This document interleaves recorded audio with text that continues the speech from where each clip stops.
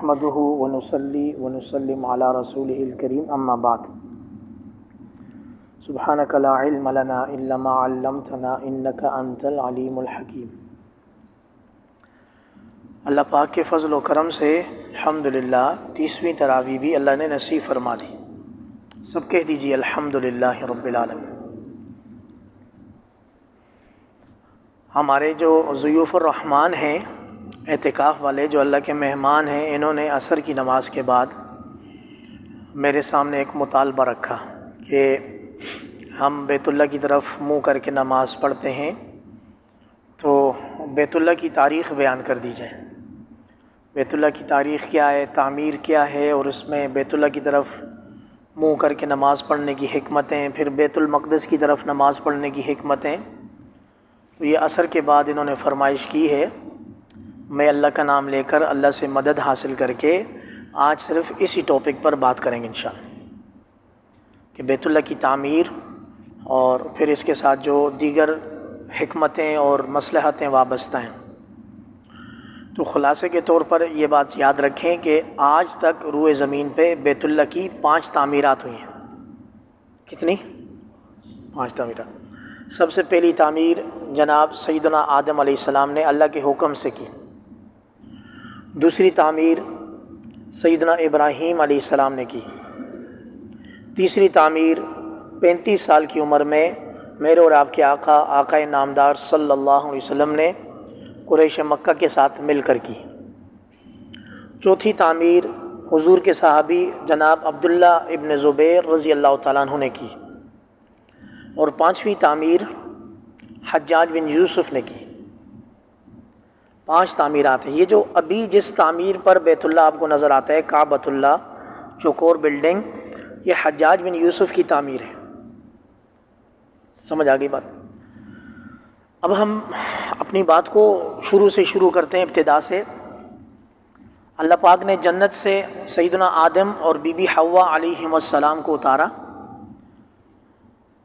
روایات تو اس بارے میں مختلف ہیں، لیکن کتابوں میں یہ بات ملتی ہے کہ بی بی حوا کو جدہ میں اتارا، جو کہ سعودیہ کا شہر ہے۔ اسی وجہ سے اس شہر کو جدہ بولتے ہیں کہ یہاں دادی امائی تھی۔ عربی میں دادی کو جدہ بولتے ہیں، صحیح ہے؟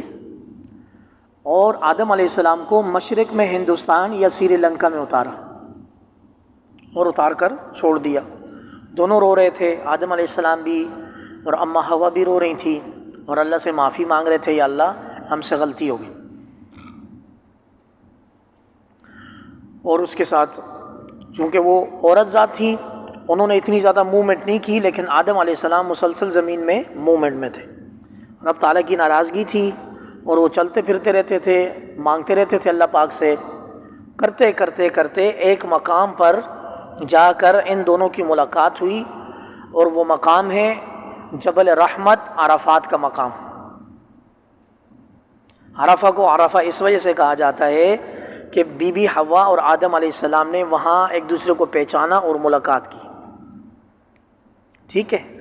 اور مقام عرفہ مکہ مکرمہ سے چند کلومیٹر کے فاصلے پر ہے۔ چنانچہ یہ دونوں چلتے پھرتے آگے آئے، پھر اللہ نے ارشاد فرمایا کہ آدم اب آپ دونوں مل گئے ہیں، زمین پر پہلا گھر ہمارا تعمیر ہوگا۔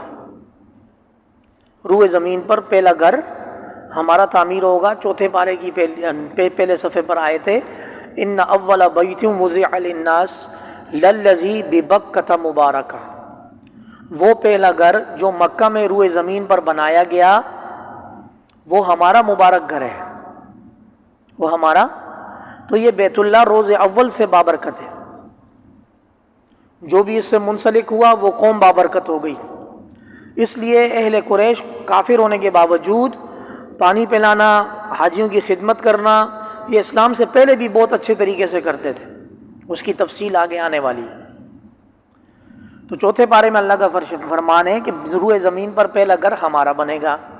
چنانچہ اللہ پاک نے جبریل امین کے ذریعے آدم علیہ السلام کو بتایا، بھائی یہاں آپ ایسے ایسے ایسے ہمارا گھر بنائیں۔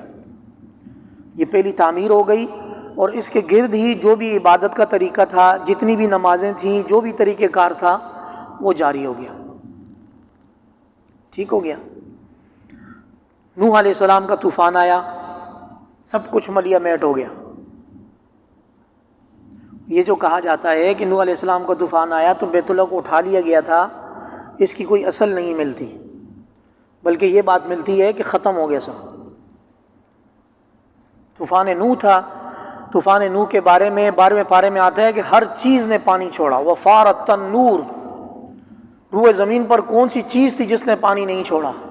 آسمان بھی برسا، زمین نے بھی پانی چھوڑا، دیکھتے ہی دیکھتے زمین میں سیلاب آ گیا۔ واستوت علی الجودی، نوح علیہ السلام کی کشتی طوفان کا زمانہ گزارنے کے کافی دنوں کے بعد جودی پہاڑ پر ٹک گئی۔ اس میں یہ بیت اللہ کو نقصان ہوا، زمانہ گزرتا گیا، بیت اللہ کی دیواریں منہدم ہو گئیں۔ ابراہیم علیہ السلام کی امتحانات کا سلسلہ جاری رہا۔ ابراہیم علیہ السلام نمرود سے بچ کر انہوں نے ہجرت کی، پہلے اپنی اماں ہاجرہ کو اور جناب سیدنا اسماعیل کو دودھ پیتی حالت میں مکہ مکرمہ کی پہاڑیوں میں چھوڑ دیا، واپس آ گئے۔ اللہ کا حکم تھا بیوی بچے کو وہاں چھوڑو۔ ربنا انی اسکنت من ذریتی بواد، قرآن مجید 13واں پارہ سورہ ابراہیم۔ جب بیوی بچے کو وہاں چھوڑا تو ابراہیم علیہ السلام وہاں سے دور کنارہ کش ہوئے تو اللہ سے دعا کی، یا اللہ میں نے بیوی بچے کو آپ کے حکم پر بیابان میں چھوڑ دیا، غیر ذی زرع، ایسا بیابان جہاں کوئی سبزی بھی نہیں ہے، کوئی سبزہ نہیں ہے، عند بیتک المحرم، یا اللہ یہ جو برکت والا تیرا گھر ہے، حرمت والا گھر ہے، اس کے قریب میں نے چھوڑا ہے، اور یا اللہ میں نے آپ کی آزمائش پر عمل کرتے ہوئے اس لیے چھوڑا ہے کہ میری اولاد، میری بیوی، میرا بچہ نماز قائم کریں۔ یا اللہ آپ سے دعا ہے میں تو جا رہا ہوں آپ کے امتحان میں، ان کو چھوڑ کر لوگوں کے دلوں کو ان کی طرف پھیر دے۔ فَاجْعَلْ أَفْئِدَةً مِّنَ النَّاسِ تَهْوِي إِلَيْهِمْ، لوگوں کے دلوں کو ایسا کر دے کہ کھنچے چلے آئیں مکہ کی طرف۔ وہ دعا ہے، آج تک اس کی تاثیر ہے۔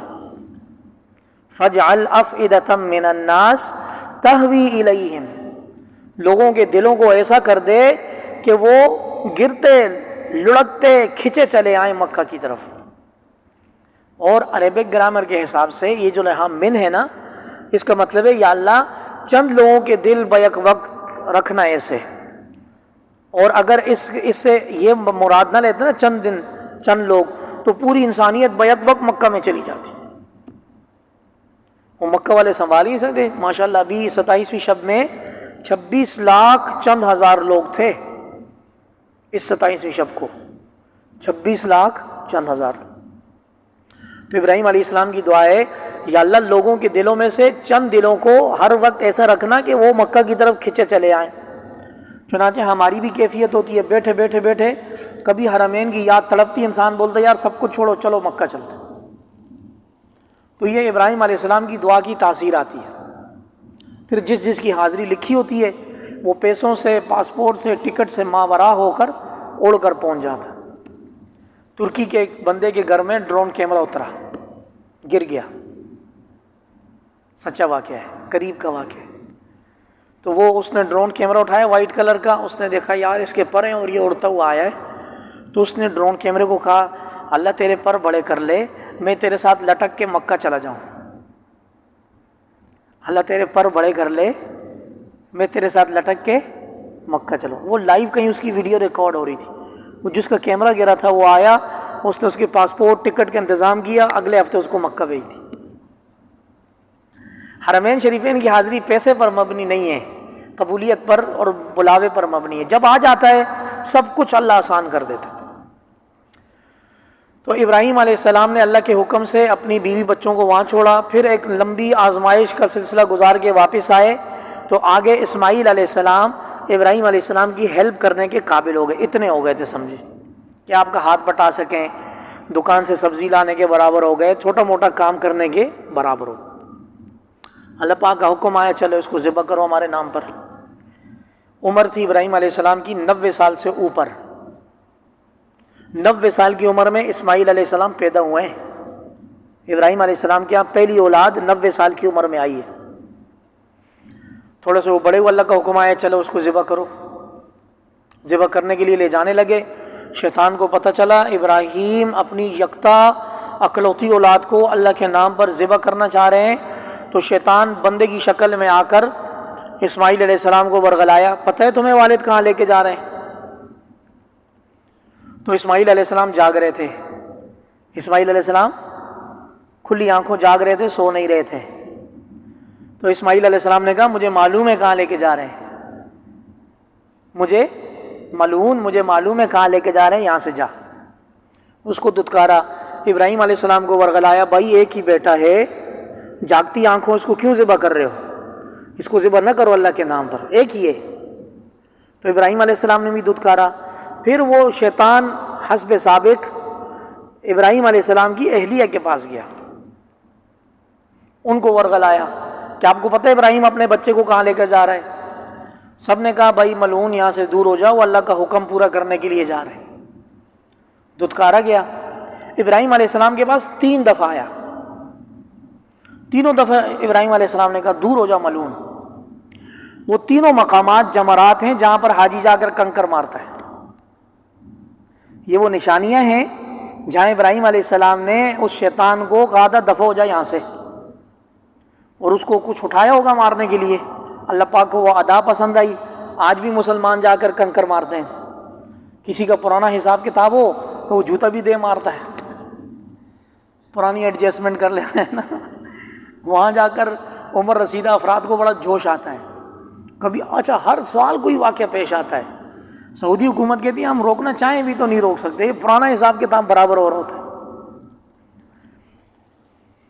جب اس امتحان میں کامیاب ہوئے تو اللہ پاک نے نوازا، جبرائیل امین آئے، اللہ پاک نے فرمایا ابراہیم ہمارا گھر بناؤ، ابراہیم ہمارا گھر بناؤ۔ آپ توجہ رکھیں گے نا تو میں ایسے چلتا ہوں گا انشاءاللہ، آپ لوگوں کو اچھا لگے گا۔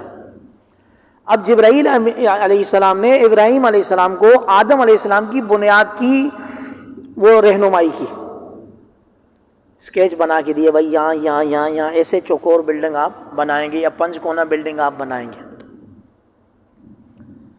تو ابراہیم علیہ السلام نے وہاں سے اسماعیل علیہ السلام باپ بیٹا، باپ بھی نبی اور بیٹا بھی نبی، 2 نبیوں نے مل کر اس کی وہ شروع کی۔ اسماعیل علیہ السلام بچپن میں تھے، آگے چل کر انہوں نے نبی بننا تھا، صحیح ہے، نبی زیادہ تھے، تو انہوں نے تعمیر شروع کی، بناتے گئے یہاں تک پہنچے کہ انسان کی ہائٹ پوری ہو گئی۔ اب پریشانی ہونے لگی، اسباب اتنے نہیں تھے کہ وہ کیا بولتے ہیں اس کو فولڈنگ لگا کر وہ جو ہے نا سائٹ برابر کی جائے۔ تو اللہ پاک نے 2 پتھر بھیجے مقام ابراہیم کے لیے، ایک پتھر آیا جس کے اوپر 2 پاؤں سے کھڑے ہوتے تھے، ایسے سینسر اللہ پاک نے اس میں لگائے کہ ابراہیم علیہ السلام کا دل کرتا یار نیچے سے گارا اٹھانا ہے تو وہ پتھر نیچے آتا، بغیر بٹن، بغیر بجلی، بغیر سولر، بغیر بیٹری کے، ہائی کلاس ٹیکنالوجی، نبوت کا معجزہ آج بھی رکھا ہوا ہے۔ ہمارا پاکستانی جاتا ہے، اس کی کوشش ہوتی ہے اس کو چوم لوں، حالانکہ اس کو چومنے کا حکم نہیں ہے، وہ اس کو دیکھ کے آنکھیں ٹھنڈی کریں۔ آپ اس کو چومتے ہیں، سعودی حکام پھر آپ کو بولتے ہیں یلا پاکستانی، چل آگے نکل بھائی۔ تو وہ جیسے ہی اپنی ہائٹ پر آتے وہاں گارا مٹی رکھی، اب اس کو اللہ پاک حکم دے دیتے تھے، وہ ابراہیم علیہ السلام کو نیچے زمین پر لے جاتے تھے، وہاں اسماعیل علیہ السلام نے مسالہ تیار کیا ہوتا تھا، پھر اٹھاتے، پھر وہ اتنے مبارک ہو گئے کہ اللہ پاک نے پھر ان کو رہتی دنیا تک فرمایا قرآن میں، اس گھر میں، برکت والے گھر میں آیات بینات، بڑی بڑی نشانیاں ہیں، بڑی بڑی۔ ایک نشانی آب زمزم ہے، ایک نشانی اس بیت اللہ کے بنیاد میں آگے چل کے بتاتا ہوں، اور ایک نشانی مقام ابراہیم ہے۔ ہمارے گھر جائیں، برکت والا گھر ہے، اس میں ہماری بڑی بڑی نشانیاں ہیں۔ آج بھی اگر کوئی اس پر سرچ کرے نا کہ یار اس پتھر میں آخر ایسی طاقت کہاں سے آئی کہ یہ آٹو لفٹر تھا، اوپر لے جاتا نیچے لاتا، اوپر لے جاتا، پورا بیت اللہ تعمیر ہوا۔ چنانچہ یہ جب تعمیر ہو گئی، اللہ پاک نے ابراہیم اور اسماعیل علیہ السلام کو فرمایا اب اس گھر میں عبادت کریں اور اس کی طرف منہ کر کے نماز پڑھیں۔ بات سمجھ آ گئی؟ ابھی وہ مسئلہ بھی آئے گا نا آگے کہ منہ بیت اللہ کی طرف کرنا ہے یا بیت المقدس کی طرف کرنا ہے۔ تو یہاں پر اللہ پاک نے ابراہیم اور اسماعیل علیہ السلام کو حکم دیا کہ آپ بیت اللہ کی طرف منہ کر کے نماز پڑھیں گے۔ ٹھیک ہو گیا۔ اس کے بعد زمانہ چلتا رہا، دیگر انبیاء کا سلسلہ رہا۔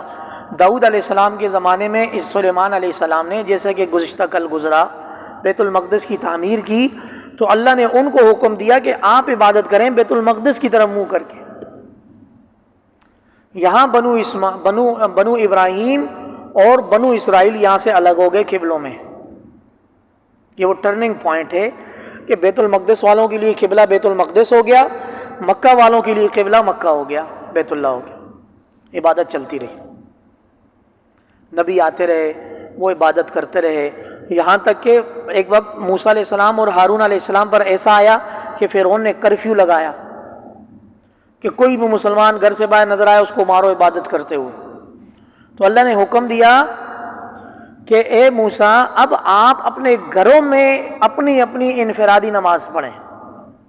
اور اس وقت تو یہ نہیں تھا نا، کیا بولیں گے اس کو، ٹیگنومیٹری بولیں گے کیا، جو یہ نقشے وغیرہ واضح ہوتے ہیں، جیومیٹری، ٹیگنومیٹری، جو بھی بولیں آپ، یہ نہیں تھی لوکیشن وغیرہ گوگل والی، صحیح ہو گیا۔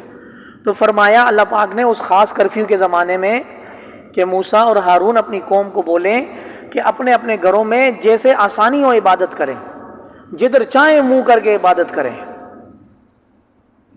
وَجْعَلُوا بُيُوتَكُمْ قِبْلَةً، اپنے گھروں کو قبلہ بنا دو اپنے، چونکہ عبادت اللہ کی ہے، منہ دائیں کریں بائیں کریں آگے کریں پیچھے کریں اس سے فرق نہیں پڑتا۔ ہاں اللہ کا جب حکم آ جائے پھر اللہ کا حکم ماننا ہے، جاگتے جاگتے اللہ کا حکم ماننا ہے۔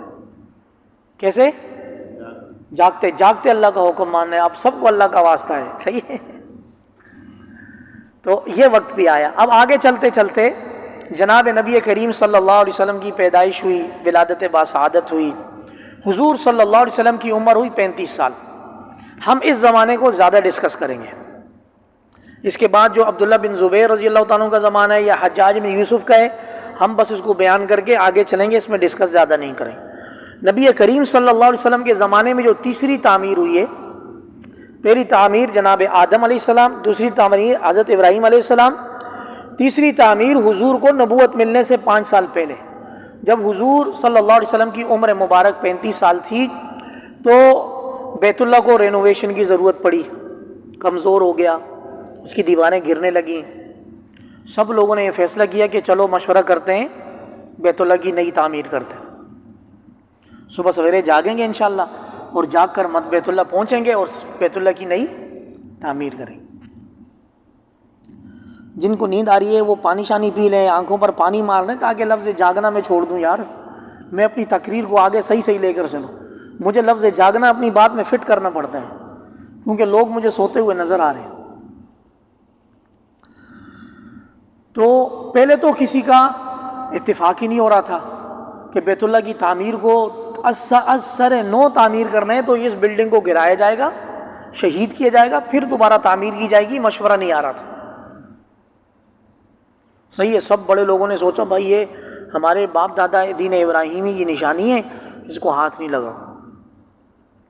بڑے سوچ بچار کے بعد سب نے اتفاق کیا کہ ہم کریں گے انشاءاللہ۔ تو سب سے پہلا پھاوڑا جس نے بیت اللہ پر چلایا اس کا نام تھا ولید بن مغیرہ، جس کا تفصیلی تذکرہ آپ تراویح میں سن چکے ہیں۔ یہ حضور کی نبوت سے پہلے کے واقعات۔ ولید بن مغیرہ نے پھاوڑا مارا تو رکن یمانی اور حجر اسود کے درمیان والی دیوار کو اس نے منہدم کیا، ایک ہی پھاوڑا مارا۔ سب لوگوں نے بولا کوئی بھی بیت اللہ کو ہاتھ نہیں لگاؤ، شاید ولید ہلاک ہو جائے۔ صبح تک انتظار کرتے ہیں کہ اس پر اگر کوئی آسمانی وبا نازل ہو گئی تو سب ہاتھ کھینچ لیں گے، صحیح ہے۔ لہٰذا سب نے انتظار کیا یار ولید کے ساتھ رات کو کیا ہوتا ہے۔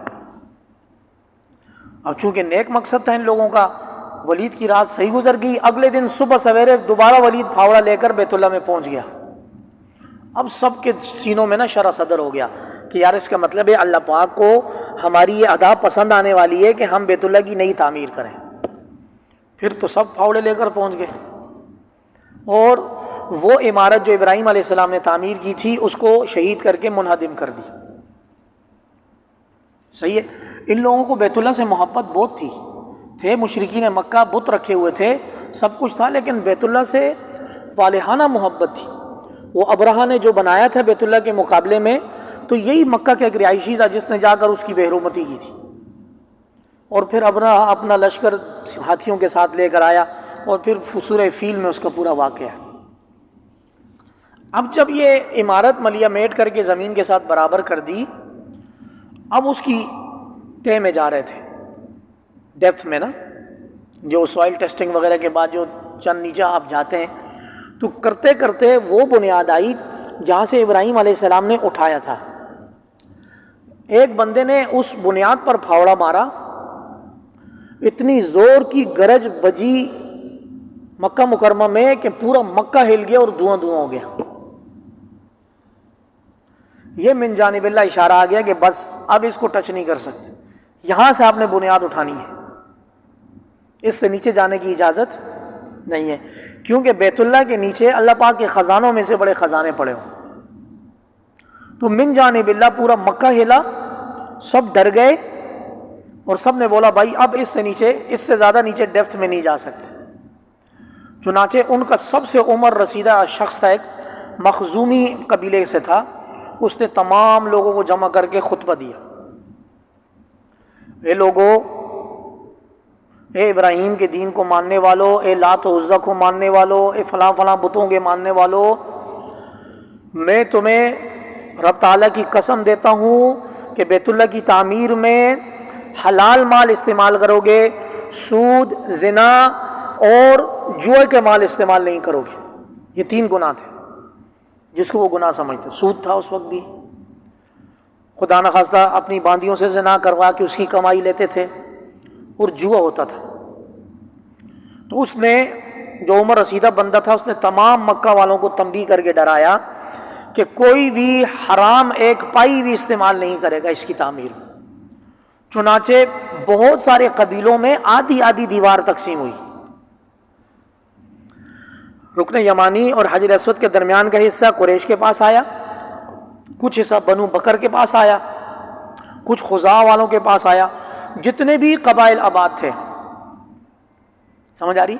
تھوڑا تھوڑا حصہ، ایک ایک دیوار کا آدھا آدھا حصہ، 1/4، 2/4، اتنا حصہ مختلف قبیلوں میں تقسیم ہوا، اور سب نے قسم اٹھائی کہ ہم بیت اللہ کی تعمیر میں حق پسینے کی حلال کمائی لگائیں گے۔ اس دوران پتہ چلا کہ جدہ میں ایک بحری جہاز آیا ہے، جیسے گڈانی پر جہاز کٹنے کے لیے آتا ہے، ایسے جدہ پر جہاز کٹنے کے لیے آیا ہے، لکڑی سے بنا ہوا، اس کی لکڑی بڑی اچھی ہے۔ ولید گیا فوراً جدہ میں، اور اس جہاز کی بولی لگا کر اس کی اچھی لکڑی خرید لی بیت اللہ کے چھت کے لیے، کہ بیت اللہ کے چھت پر ہم یہ اچھی والی لکڑی لگائیں۔ اور وہاں روم کا ایک بہترین قسم کا آرکیٹیکچر اور کارپینٹر آیا تھا جس کا نام تھا باقوم، اس کو بھی ہائر کر کے اپنے ساتھ لیا، یار ہم ایک بڑی اچھی بلڈنگ بنا رہے ہیں، آپ کی سروسز ہمیں چاہیے، آپ ہمارے ساتھ ہیں۔ وہ لکڑی اور اس کے ساتھ ایک اعلیٰ قسم کا بہترین فنکار کارپینٹر لے کر ولید مکہ مکرمہ۔ اب تعمیر شروع ہوئی، سب لوگوں نے مل کر خوب حصہ لیا تعمیر، کوئی اپنا حصہ بنا رہے، کوئی وہ بنا رہے، کوئی وہ بنا رہے، اور ہر کوئی اس میں اپنی جان لگا رہے کہ ہماری طرف دوسرے والوں سے خوبصورت ہو۔ کرتے کرتے کرتے جب بیت اللہ کی عمارت منہدم شہید کی تھی تو حجر اسود کو سائڈ پر سنبھال لیا تھا۔ وہ موقع آ گیا کہ اب حجر اسود کو واپس لگانا ہے۔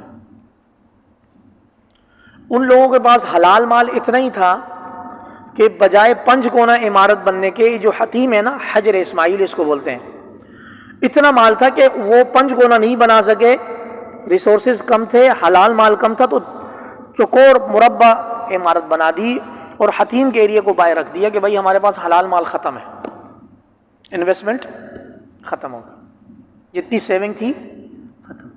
تو یہ چکور عمارت قریش والوں نے سب سے پہلے بنائی۔ اس سے پہلے کی جو تعمیر تھی آدم علیہ السلام کی، ابراہیم علیہ السلام کی، وہ 5 کونا عمارت تھی، حتیم اس کے اندر تھا۔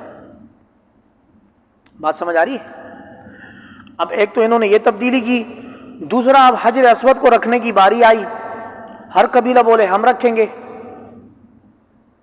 4 دن تک پروجیکٹ کھٹائی میں پڑ گیا، تلواریں نکل آئیں، دیکھتے ہیں کون رکھتا ہے ہمارے علاوہ، دیکھتے ہیں ہمارے علاوہ حجر اسود کو ہاتھ کون لگاتا ہے۔ اب پروجیکٹ اچھا خاصا فلو میں چل رہا تھا اور حجر اسود کی تنصیب کے معاملے میں اختلاف ہو گیا اور بڑا اختلاف ہو گیا۔ وہی جو مخزومی بڑا بزرگ تھا ان کا عمر میں، اس نے بولا کہ میں تم لوگوں کا فیصلہ کرتا ہوں۔ یہ لوگ راتوں کو جاگتے تھے، گڑبڑ کرتے تھے، عیاشی کرتے تھے، صبح میں آنکھ ہر کسی کی نہیں کھلتی تھی۔ فرمایا جو صبح سب سے پہلے بیت اللہ آئے گا وہ حجر اسود اٹھا کے رکھنے کا حقدار ہوگا۔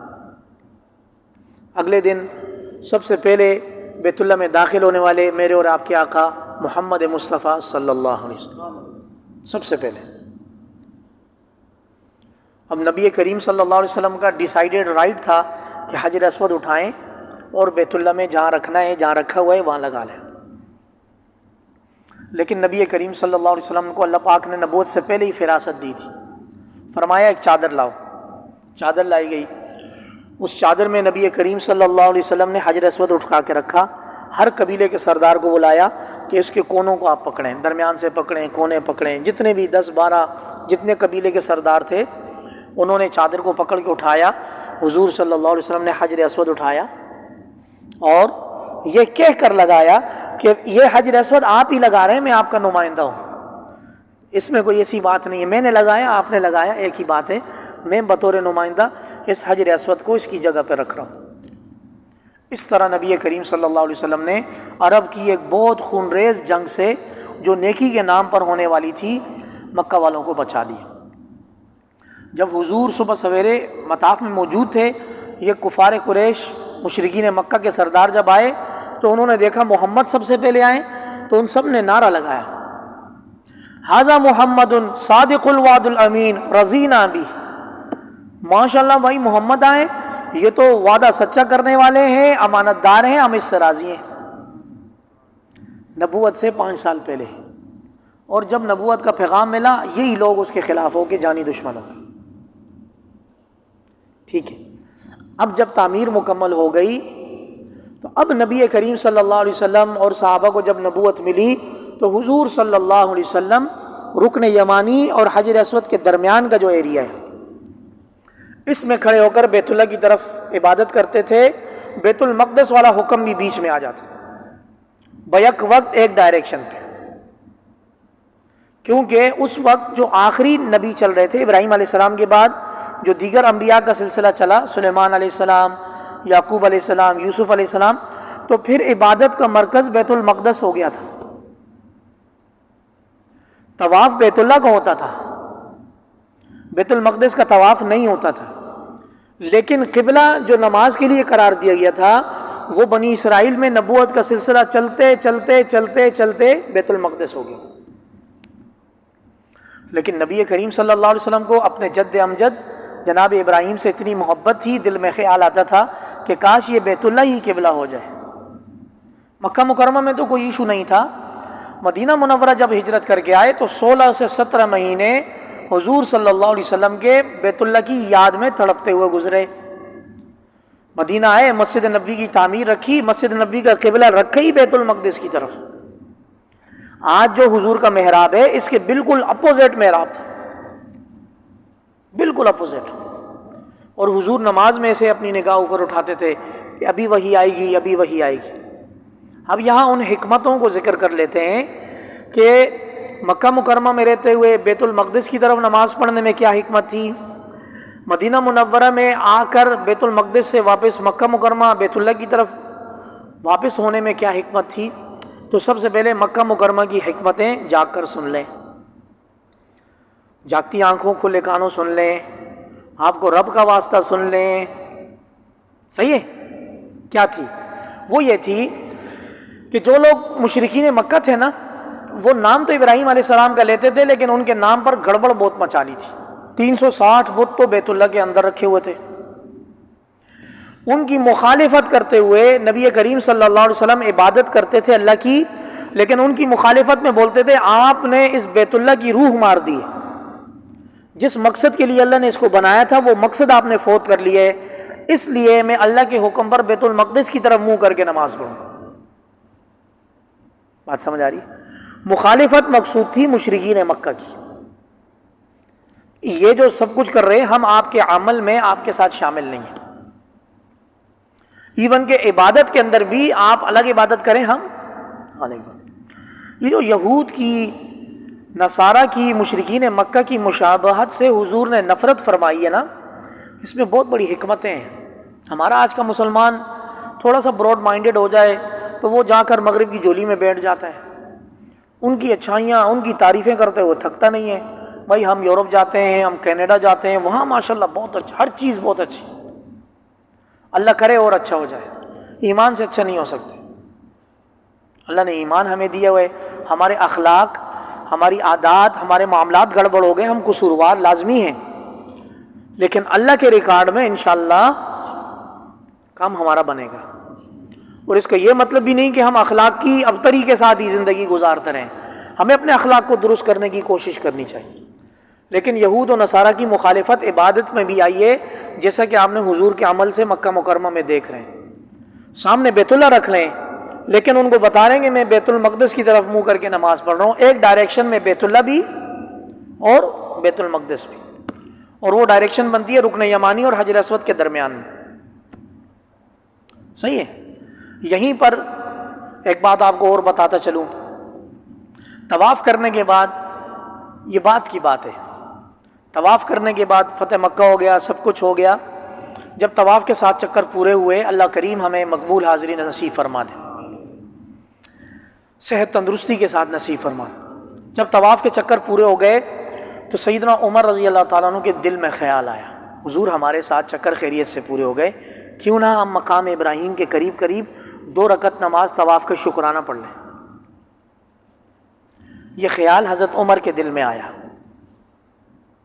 جبرائیل امین اوپر عرش سے وحی لے کر آئے، حضور کو فرمایا واتخذوا من مقام ابراہیم مصلی، میرے محبوب مقام ابراہیم کے لگ بھگ کھڑے ہو کر 2 رکعت پڑھ لیں۔ مزاج شناس نبی جناب سیدنا عمر رضی اللہ عنہ۔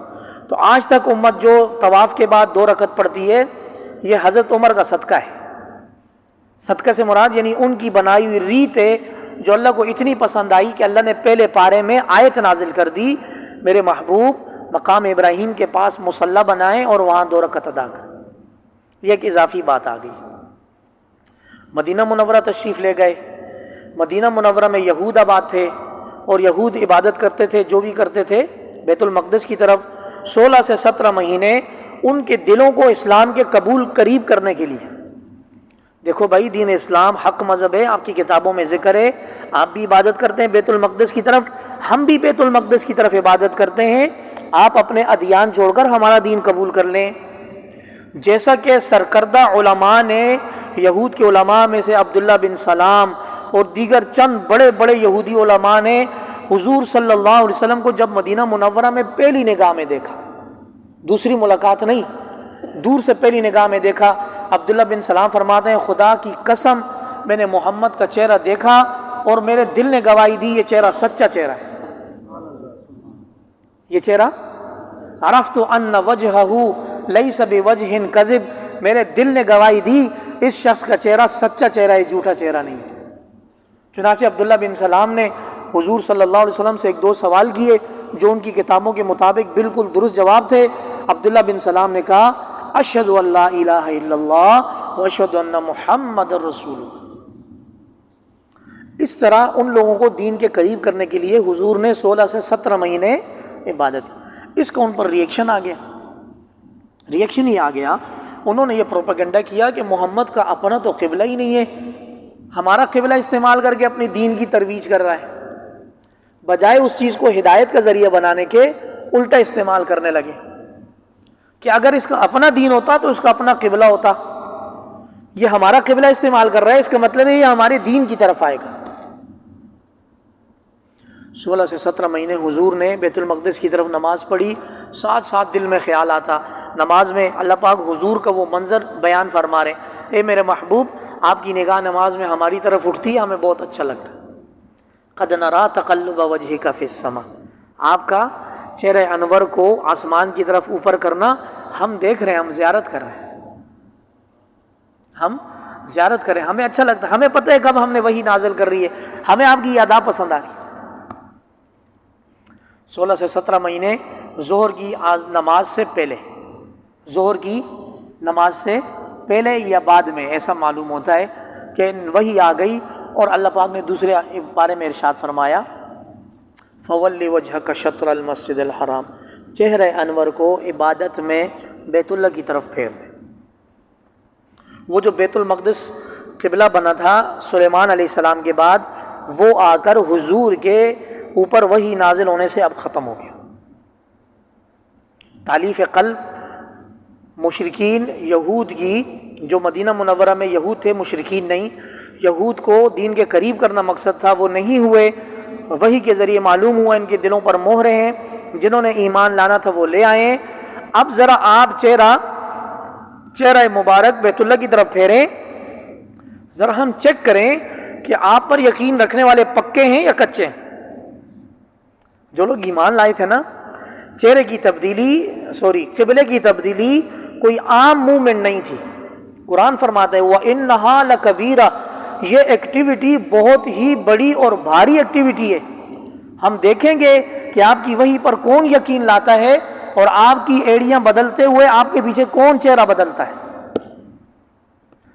جیسے کمار کے پاس جا کے چیک کرتے ہیں نا یار، کون سا برتن پکا ہے کون سا کچا ہے۔ جو پکا ہوتا ہے ٹھوک بجا کے کھنکتی آواز کو اس کو لے لیتے ہیں، جو کچا ہوتا ہے اس کو پیار سے رکھ دیتے ہیں، یار یہ ٹوٹ جائے گا۔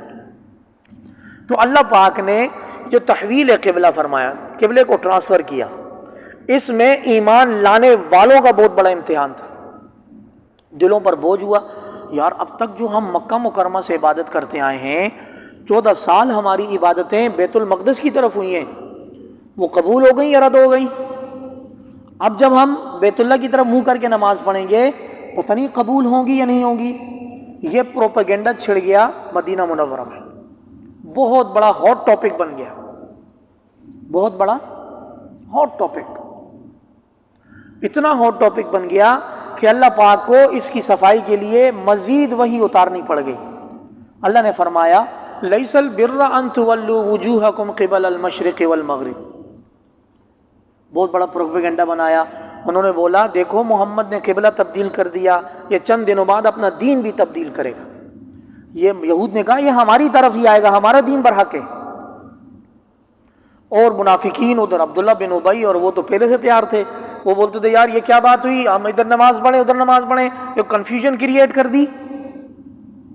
ٹھیک ٹھاک مدینہ منورہ میں پروپیگنڈا ہو گیا۔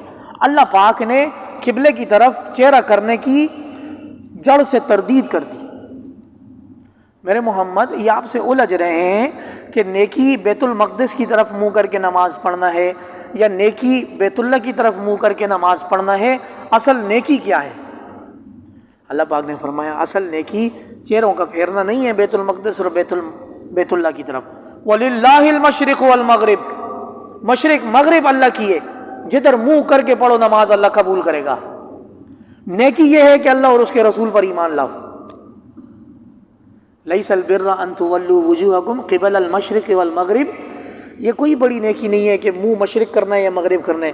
ولکن البر من آمن باللہ، اصل نیکی تو یہ ہے اللہ اور اس کے رسول پر ایمان لاؤ، پھر اگلا مرحلہ ہے کہ منہ کدھر کرنا ہے۔ ایمان نہیں لا رہے، پروپیگنڈا آپ بنا رہے ہو۔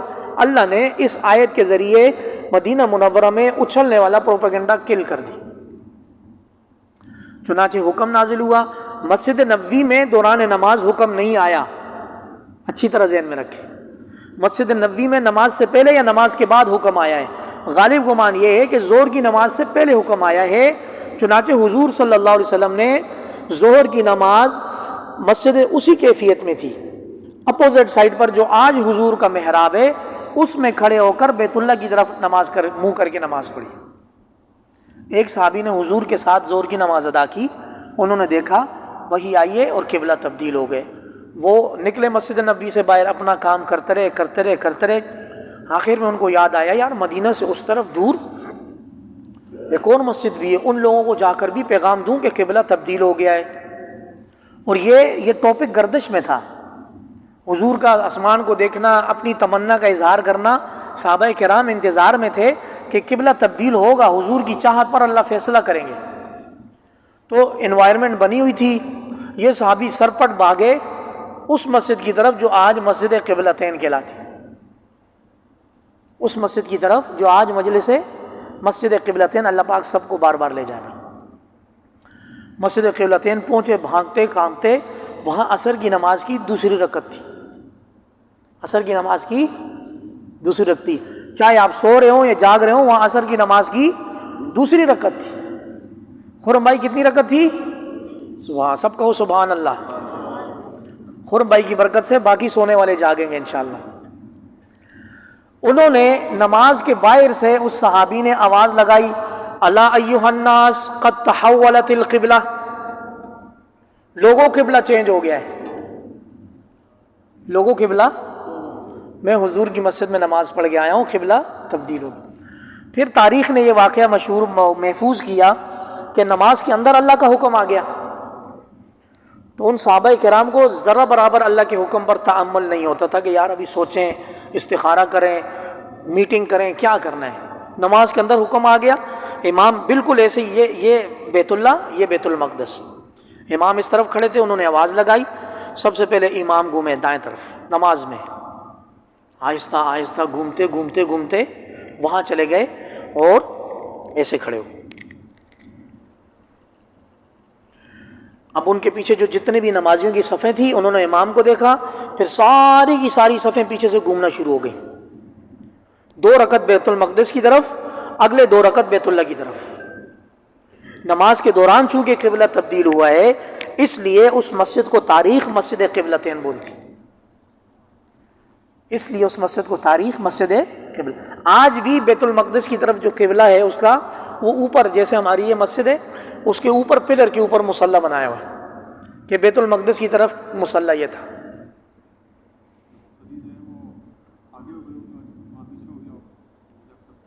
پہلے امام چینج ہوئے تو سب سے آخری جو صف تھی اس پہ جا کے امام کھڑے ہو گئے، اور اس کے پیچھے 2 صفیں یا 1 صف جتنے بھی تھے اتنے جا کر نمازی۔ یہ تاریخ ہے مسجد قبلتین کی۔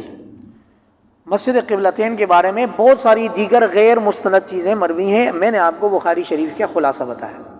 یہ ساری تاریخ آ گئی، قبلہ تبدیل ہو گیا، یہودیوں کی بڑی دل شکنی ہوئی، یار یہ ہماری طرف آ رہے تھے، ہم نے ایمان لانا تھا، نہیں لا سکے، انہوں نے پھر اس کو پروپیگنڈا بنایا، آج اس نے قبلہ تبدیل کیا ہے، کل یہ محمد اپنا دین تبدیل کرے گا، یہ وہ وٹ ایور، بہت کچھ کیا۔ اللہ پاک کی نبی خوش ہو گئے کہ وہ جو ہمارے جد امجد ابراہیم نے بنایا تھا۔ اصل میں یہاں یہ نقطہ بھی سمجھیں، ابراہیم علیہ السلام کے 2 بیٹے تھے، 2 صاحبزادے، اسماعیل اور اسحاق۔ اسحاق علیہ السلام کی ساری اولادوں میں نبی چلے، اسماعیل علیہ السلام کی اولاد میں کوئی نبی، کوئی نہیں، آخر میں آ کر محمد صلی اللہ علیہ وسلم۔ اور بیت اللہ کس نے بنایا تھا؟ ضمیر صاحب، بیت اللہ کس نے بنایا تھا؟ اور ابراہیم علیہ السلام نے۔ اور کون سو رہا ہے؟ اس سے دوسرا سوال پوچھو۔ بیت اللہ بنایا تھا ابراہیم علیہ السلام اور اسماعیل علیہ السلام نے۔ اب حضور کا اپنا قلبی تعلق اپنے جد امجد سے ہوگا نا یار، اسماعیل علیہ السلام اور ابراہیم علیہ السلام سے۔ وہ جو بیت المقدس ہے وہ اسحاق علیہ السلام کی اولاد نے بنایا ہوا ہے، اس لیے حضور کا دل کھنچا جا رہا تھا بیت اللہ کی طرف، چنانچہ بیت اللہ کو قبلہ بنا دیا گیا، حضور کی قلبی خوشی ہو گئی۔ بات سمجھ آ رہی ہے؟ اس طرح قبلے کی تحویل کا حکم آیا، بیت المقدس کی طرف نماز پڑھنے کی حکمتیں مکہ مکرمہ میں، مدینہ منورہ میں، پھر مدینہ منورہ میں جب ایمان نہیں لائے یہودی، اب ان کی مخالفت میں بیت اللہ، مکہ مکرمہ میں رہتے ہوئے مشرکین مکہ کی مخالفت میں بیت المقدس، مدینہ منورہ میں یہود بے بہبود۔ ایک سیرت نگار ہے مولانا ادریس کاندیلوی رحمۃ اللہ علیہ، وہ جب اپنی کتاب میں لکھتے ہیں یہود بے بہبود لکھتے ہیں، یہود بے بہبود، حضور کو بہت تنگ کیا ظالموں نے، حضور پر جادو بھی کیا، تو ان کی مخالفت میں اب مدینہ منورہ میں قبلہ تبدیل ہو گیا، آج تک قبلہ وہی باقی ہے، احکامات بھی وہی ہیں۔ صحیح ہو گیا؟ میں بات مکمل کرتا ہوں، پھر آپ لوگوں کو کوئی سوال ہوا تو لوں گا انشاءاللہ۔ صحیح ہے؟ اس طرح حضور صلی اللہ علیہ وسلم نے اپنی نبوت سے پہلے بیت المقدس کی تعمیر بھی کی اور کفار قریش کو جھگڑے سے بھی بچایا، بہترین تعمیر کر دی۔ جناب سیدنا عبداللہ بن زبیر رضی اللہ تعالیٰ عنہ حضور کے جلیل القدر صحابی ہیں، ان کو سارا واقعہ معلوم ہے۔ قریش مکہ کے پاس پیسے کم تھے حلال، اس لیے انہوں نے چوکور بلڈنگ بنائی تھی، چنانچہ انہوں نے اپنے دور حکومت میں حضرت حسن رضی اللہ تعالیٰ عنہ کے زمانے میں، وہ مکہ مکرمہ کے گورنر تھے، انہوں نے دوبارہ اس تعمیر کو منہدم کیا، شہید کیا. صحیح ہے. شہید کرنے کے بعد اب انہوں نے 5 کونا عمارت بنائی جو ابراہیم علیہ السلام نے بنائی تھی. کیونکہ حضور صلی اللہ علیہ وسلم کی تمنا بخاری شریف میں مروی ہے، حضور نے ایک دفعہ اپنے ازواج مطہرات سے فرمایا اگر لوگوں میں فتنہ بننے کا چانس نہ ہوتا، امکان نہ ہوتا، تو میں بیت اللہ کی تعمیر ویسے ہی کرتا جیسے کہ ابراہیم علیہ السلام نے 5 کونا عمارت کر کے حتیم کو اندر داخل کیا تھا. ابھی تو حتیم باہر ہے نا، 4 کونا ہو کر حتیم باہر ہے. تو جو عبداللہ بن زبیر نے جو تعمیر کی، وہ دوبارہ حتیم کو اندر کر کے 5 کونا عمارت بنا دی. حجاج بن یوسف نے مکہ مکرمہ پر حملہ کیا، سنگ باری کی، پتھر برسائے، جس میں بیت اللہ کی عمارت شہید ہوئی. عبداللہ بن زبیر کو شہید کیا گیا، صحابہ کرام پر ظلم و ستم ہوا، وہ ایک الگ ٹاپک ہے. اب جب حجاج بن یوسف نے تعمیر کروائی تو دوبارہ کفار قریش کی تعمیر پر 4 کونا بنائی، مربع بنائی، آج تک وہ باقی ہے. اب علماء کا متفقہ فتویٰ ہے کہ اب بیت اللہ کی تعمیر کو نہیں چھیڑا جائے. یہ کیا ہر 100-200 سال بعد ہم اس کو شہید کریں، 5 کونا بنائیں، 4 کونا بنائیں. اب جس حالت پہ ہے اسی حالت پہ کیا جائے گا. البتہ حتیم کو نشاندہی کی جائے گی کہ یہ ایریا بھی بیت اللہ کے اندر ہے. چنانچہ حتیم کے اندر جو نماز پڑھتا ہے گویا کہ کعبۃ اللہ کے اندر نماز پڑھتا ہے. یہ یقین ہونا چاہیے. ٹھیک ہے. یہاں تک کہ یہ بیت اللہ کی تعمیر تھی. خلاصہ میں دوبارہ بتا دیتا ہوں، آج تک روئے زمین پر بیت اللہ کی 5 تعمیرات ہوئی ہیں. جو سو رہے ہیں میں ان سے پوچھ سکتا ہوں، میں حق رکھتا ہوں. صحیح ہے. نمبر 1 آدم علیہ السلام، نمبر 2 ابراہیم علیہ السلام، نمبر 3 محمد مصطفیٰ صلی اللہ علیہ وسلم اور مشرکین مکہ، نمبر 4 عبداللہ بن زبیر رضی اللہ تعالیٰ عنہ، اور نمبر 5 حجاج بن یوسف. یہ ساری اس کی تعمیر ہے. اللہ نے اس گھر کو بڑا برکت والا قرار دیا ہے. آپ جائیں وہاں مطاف میں جائیں، اس کی زیارت سے کوئی نہیں تھکتا. بیٹھ کے آپ طواف کریں. میں اپنی آپ کو عمل بتا دیتا ہوں، اپنا عمل.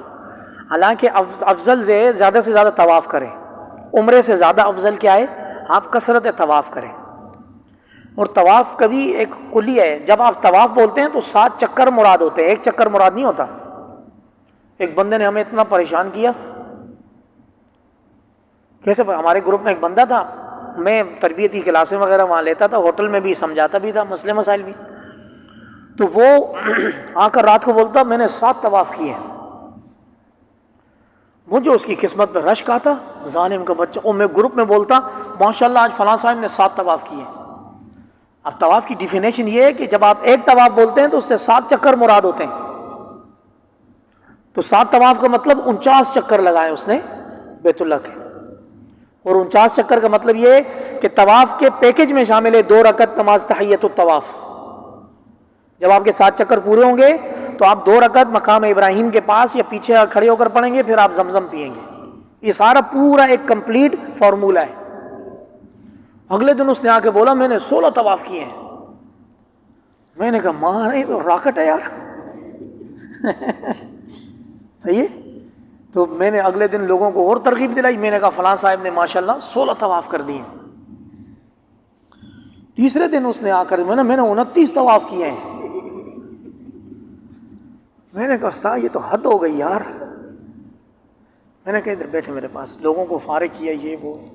میں نے کہا بتائیں آپ نے کیا کیا، اپنے طواف کی کیفیت بتائیں، کہاں سے شروع کیے کہاں ختم کیے. اس نے کہا حجر اسود سے شروع کیا، واپس آ کے حجر اسود پر 1 طواف. میں نے کہا اللہ تیرا بھلا کرے، تو نے تو غارت کر دیا. میں نے کہا اچھا وہ گروپ پر تمہیں بات کرنے کے قابل ہی نہیں رہا. اس کو میں نے بولا، میں نے کہا کسی اللہ کے بندے سے پوچھ تو لے کہ طواف کس کو بولتے ہیں. جب آپ بولتے ہیں میں نے نیت کی طواف کی 7 اشواط 7 چکروں کی، تو طواف کی نیت میں 7 چکر شامل ہیں. 3 چکر آپ کندھے نکال کے تو ایسے کریں گے، وہ بھی آپ کو بتا دیتا ہوں. اب طواف کی بات چل گئی تو خیر اس کی میں نے پھر ریکوری کی. میں نے کہا آئندہ ایسی باتیں نہ کریں یار، یہ تو بڑی غلط فہمی. یہ تو آپ نے پہلے کیا بولا، پھر 14-16 بولے، جب آپ نے 29 بولے تو میں تو اپنے آپ کو بالکل کمتر سمجھنے لگا تھا. یار یہ بندہ تو ماشاءاللہ راکٹ تو نہیں، کروز میزائل ہو گیا یہ تھا۔ تو اس طرح کے واقعات پیش آتے ہیں۔ میں آپ کو یہ بات بتا رہا تھا، جب اللہ پاک آپ کو لے جائیں، آپ طواف کریں۔ میرے سے نا ایک طواف ہوتا تھا، ایک طواف کے بعد میرا دل کرتا تھا یار میں بیت اللہ کو بس ٹکٹکی باندھ کے دیکھتا رہوں۔ طواف کیا، 7 چکر پورے کیے، 2 رکعت تحیۃ الطواف کے پڑھے، زمزم پیا، پھر خالی جگہ دیکھ کر اللہ گواہ ہے وہاں میں گھنٹوں گھنٹوں بیٹھا رہتا، ایسی نگاہ تھکتی ہی نہیں ہے۔ اور وہ لوگ جو دیوانہ وار طواف کر رہے ہیں ان کی محبت کا لیول چیک کر کے رش کرتا، یا اللہ تیرا یہ بندہ ماشاءاللہ، یہ بندہ، یہ بندہ۔ وہاں ہر بندہ اپنے عشق کی پرواز میں ہے، ہر بندہ اپنے عشق کی پرواز میں ہے۔ اس کا اللہ پاک سے کیا محبت کا تعلق ہے، وہ کس کیفیت میں طواف کر رہا ہے، آپ نہیں اندازہ لگا سکتے۔ میں وہاں گھنٹوں گھنٹوں بیٹھ کے بیت اللہ کو دیکھتا رہتا، جو لوگ طواف کر رہے ہوتے ان کے طواف کو دیکھتا، خوش ہوتا، دل میں ایک عجیب سرور فیل ہوتا۔ پھر تھوڑا بہت ناشتہ ہے، کھانے پینے کا احساس ہوتا، پھر باہر آتا، پھر سب کچھ کر کے پھر جاتا، پھر ایک طواف کر کے وہیں بیٹھتا۔ لیکن کثرت طواف افضل ہے، کثرت طواف آپ کے پاؤں میں ورم آ جائے یہ افضل ہے، صحیح ہے، بنسبت اس کے دوسرے نیکی کا الگ الگ لیول ہے۔ میں زیادہ طواف نہیں کر سکا لیکن میں زیارت بھر بھر کے کی۔ ہمارے نانا جی رحمہ اللہ فرماتے تھے، میرے بچے یہ جو طواف کے چکر ہیں یہ کسی عام بلڈنگ کے گرد چکر نہیں ہے، بلکہ یہ اللہ پاک کے گناہوں کی صاف کرنے والی مشین کے چکر ہیں۔ اس میں جو جتنا گہرائی میں چکر مارے گا اتنے اس کے گناہ معاف ہوں گے، جو جتنا عشق کی گہرائی میں مناجات میں اللہ سے مانگتے ہوئے چکر لگائے گا، طواف کرے گا، وہ اتنا ہی گناہوں سے پاک ہوگا۔ اور نانا جی کو اللہ پاک نے کشف کی صلاحیت دی ہوئی تھی، نعمت دی ہوئی تھی۔ نانا جی جب مطاف میں جاتے فرماتے او ہو بچہ، او ہو لوگوں کے گناہوں کا غبار اٹھ کے اللہ کے عرش کی طرف جا رہا ہے اور اللہ کی مغفرت نازل ہو رہی۔ بڑے لوگوں کی بڑی بات، اس سے آگے ہم نہیں، وہ لوگ کچھ اور لوگ تھے، ہم لوگ نقل کرنے والے، اللہ پاک ہمیں اصل بنا۔ یہیں آپ کو ایک اور مسئلہ بھی بتا دوں کہ لوگ مطاف میں جب جاتے ہیں تو وہ جو پہلے 7 چکر میں استباء کرنا ہوتا ہے، رمل کرنا ہوتا ہے، استباء بولتے ہیں، آپ دایاں کندھا خالی رکھیں گے، دایاں کندھا، آپ مطاف جو آپ کے احرام کی چادر ہے وہ آپ کی بغل سے اوپر آئے گی۔ یہ طواف کے پہلے 3 چکروں میں کرنا سنت عمل ہے۔ کیا عمل ہے؟ سنت عمل ہے۔ اور لوگ کوشش کرتے ہیں یار پہلے 3 چکروں میں بھاگنا ہے، بھاگنا نہیں ہے، نہ تیز قدم اٹھانے۔ حضور صلی اللہ علیہ وسلم جب عمرہ قضاء کرنے کے لیے حدیبیہ کے بعد آئے، 3 دن مکہ میں قیام کیا، تو مکہ والوں نے حضور کو طعنہ دیا کہ مدینہ منورہ کی سبزیوں اور فروٹ نے ان کو کمزور کر دیا ہے، یہ ویجیٹیرین ہو گئے ہیں، یہ کیا ہو گئے، یہ سبزی کھاتے ہیں بس، ان میں اب طاقت نہیں رہی۔ تو حضور صلی اللہ علیہ وسلم کو جب ان کے طعنے کا پتہ چلا تو حضور نے فرمایا ہم طواف کریں گے اور ہم ان کو اپنی شان و شوکت دکھائیں۔ تو یہ کندھا ننگا تھا، تو حضور صلی اللہ علیہ وسلم کا قدم اٹھانے کا طریقہ اپنی جگہ پر اچھلنا، یہ اصل طریقہ ہے، نہ تیز بھاگنا ہے نہ تیز قدم اٹھانے، یہ کندھا دکھانا ہے، آج بھی دکھانا ہے کفار، ہمارے حضور نے کیا تو ہم بھی کریں گے انشاءاللہ۔ یہ کندھا آپ کا ننگا ہوگا اور آپ بس اسے آگے رش، آپ دوڑ نہیں سکتے، ماریں گے لوگوں کو، گرائیں گے نا، اپنی جگہ پر جیسے آپ قدم اٹھا رہے تھے آہستہ آہستہ، اب آپ قدم کو، دائیں قدم کو تھوڑا سا، یہ کندھا دکھا، اس کو کچھ بھی نہیں کرنا، یہ کندھا آپ دکھائیں گے گویا ہم کفار کو شان و شوکت دکھا رہے ہیں، کبھی ہمارے اندر دم باقی ہے، جب آپ فتح مکہ میں ہمارا مقابلہ کریں گے تو لگ پتہ چل جائے گا۔ یہ پہلے 3 چکر کرنے کے ہیں اور آخری 4 چکر میں پھر ایسا کوئی حکم نہیں۔ طواف کے دوران رکن یمانی اور حجر اسود کے درمیان، رکن یمانی حجر اسود کے درمیان یہ ایک ایسا ایریا ہے کہ جس میں ایک دعائے مسنون ہے، ربنا آتنا فی الدنیا حسنہ وفی الآخرۃ حسنہ وقنا عذاب النار۔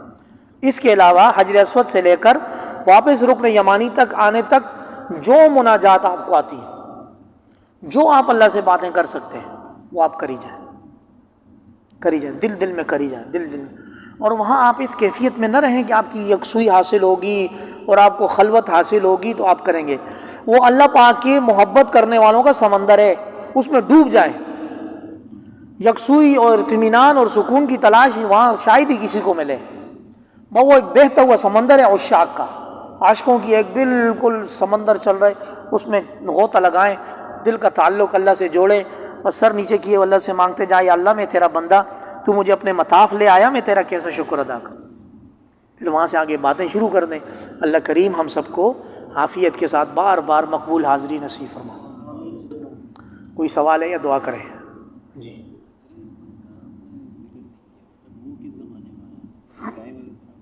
آدم علیہ السلام کے ساتھ حجر اسود کے بارے میں آتے ہیں، آدم علیہ السلام کے ساتھ. جی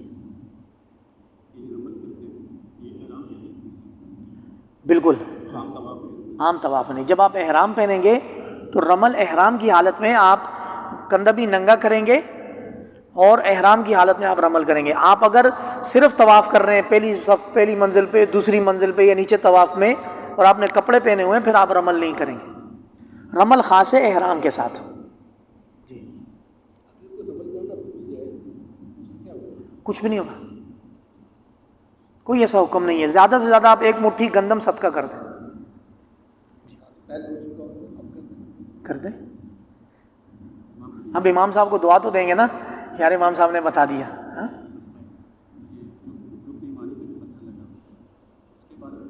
اس کو کوئی نہیں چومنا ہے.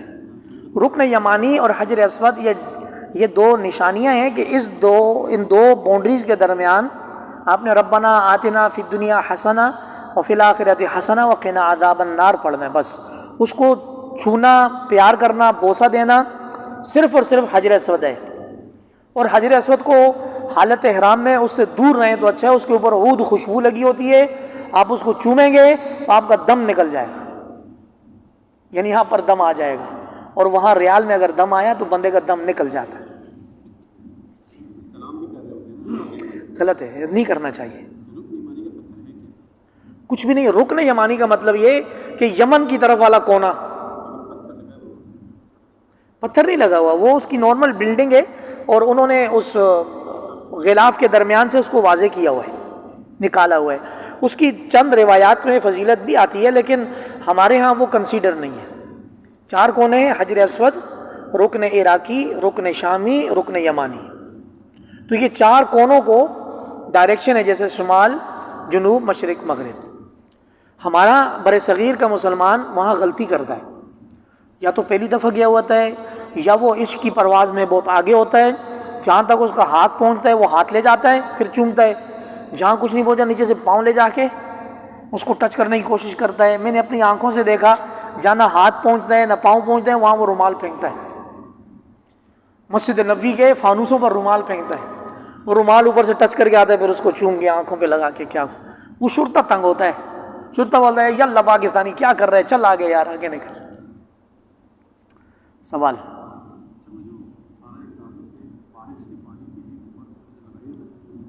میزا پر میزا پہ رحمت. جی ببرکت ہے، کوئی شک نہیں، کیونکہ اللہ کی رحمت نازل ہوتی ہے بیت اللہ کے اوپر ہر وقت. تو جب بارش نازل ہوگی تو اللہ کی رحمت کو وہ بارش لے کر نیچے آئے گی. کبھی آپ کو شرطہ چھوڑ لے تو آپ جا کے نہا لیں، ورنہ شرطہ چھوڑے گا نہیں. آپ جب بارش ہو رہی ہوتی ہے شرطہ بولتا ہے یا اللہ پاکستانی.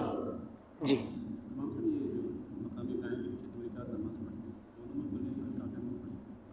ایک میں قل یا ایھا الکافرون، دوسرے میں سورہ اخلاص. ہاں یہ آپشنل ہے، واجب نہیں ہے. کچھ بھی پڑھنا چاہیں پڑھ سکتے ہیں، لیکن میجر جو 2 رکعت ہوتے ہیں نا، تحیۃ الوضو کے ہو گئے، تحیۃ المسجد کے ہو گئے، تحیۃ الطواف کے ہو گئے، ان میں پہلی رکعت میں سورہ کافرون، دوسری رکعت میں سورہ اخلاص. یہ اللہ کو بڑا پسند ہے. ٹھیک ہے، دعا کریں. سونے والے جاگ جائیں، دعا کر لیتے ہیں. جی واجب الطواف لازمی ہے. جب آپ طواف کے ساتھ چکر لگا لیں گے تو مقام ابراہیم کے قریب 2 رکعت پڑھنے لازمی ہیں. واتخذوا من مقام ابراہیم مصلی، اللہ کا حکم ہے کہ ابراہیم کے مقام کے پاس مصلی بنا کے 2 رکعت پڑھیں. ٹھیک ہو گیا.